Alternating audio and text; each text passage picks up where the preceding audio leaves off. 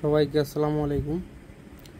আমার হাতে রয়েছে 2007 সালের সনি রেক্সন সেইবার শট। খুব দারুণ একটি ফোন, যেটা আমি আগে চালিয়েছিলাম, এখনও আছে আমার কাছে।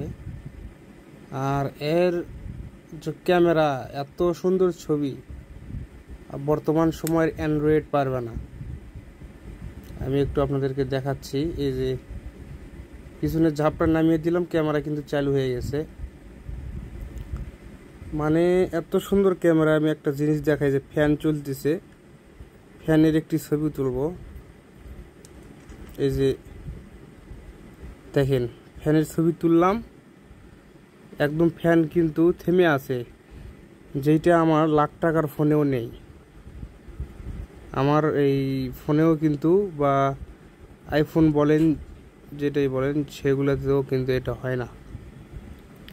তো খুব দারুণ একটি ফোন, এর ছবি কিন্তু অসাধারণ হয়। তো ধন্যবাদ ভিডিওটি দেখার জন্য।